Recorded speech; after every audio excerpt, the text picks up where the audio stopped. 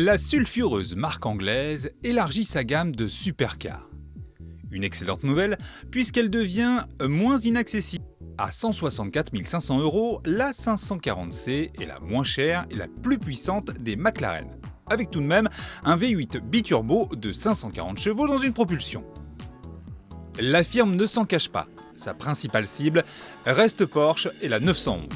Mais sa construction 100% maison reste atypique puisqu'elle ne dispose pour tous ses modèles que d'un seul châssis en fibre de carbone, d'un seul moteur V8 biturbo et d'une seule boîte robotisée à double embrayage.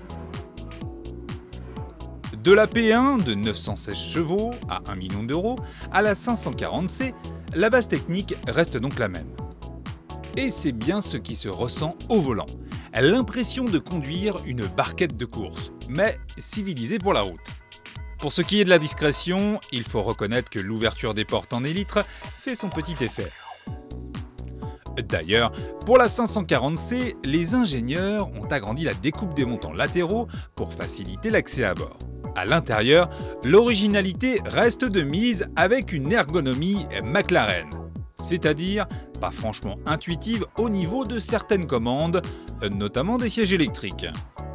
Assis au ras du sol, volant et palette derrière le volant, il suffit de presser la touche Drive. Ensuite, il ne reste plus qu'à sélectionner les modes de conduite via deux boutons rotatifs. L'un gère le châssis, amortissement plus ou moins ferme, l'autre le groupe motopropulseur, réactivité moteur, rapidité voire brutalité de la boîte. Pour chaque, on peut sélectionner indépendamment une gestion normale, sport ou track. Dès le démarrage, la sonorité du V8 en dit long. Surtout de l'extérieur où l'on pense tout simplement à un engin échappé d'un circuit. De l'intérieur en revanche, l'impression de sourdine n'offre pas le même spectacle. L'option échappement sport à 4 040 € est obligatoire. Mais le caractère moteur est au rendez-vous. Les accélérations et relances sont immédiates et sans temps de réponse dès 2500 tours minute avec une poussée de catapulte exponentielle jusqu'à 8000 tours minute. Presque à l'image d'un moteur atmosphérique. Côté comportement, les virages s'enchaînent si vite que le cerveau peine à comprendre le pourquoi du comment. Un train avant stupéfiant de précision et de grippe à l'inscription, une direction fantastique de retour d'information, une motricité hallucinante au seul roue arrière en sortie de courbe. Il faut dire qu'avec seulement 1311 kg à sec sur la balance, pour un gabarit de 4,51 m de long, une telle agilité s'explique.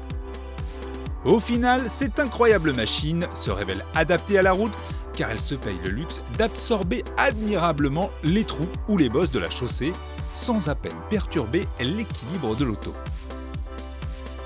Pour couronner le tout, l'insonorisation est excellente, même sur les revêtements abrasifs.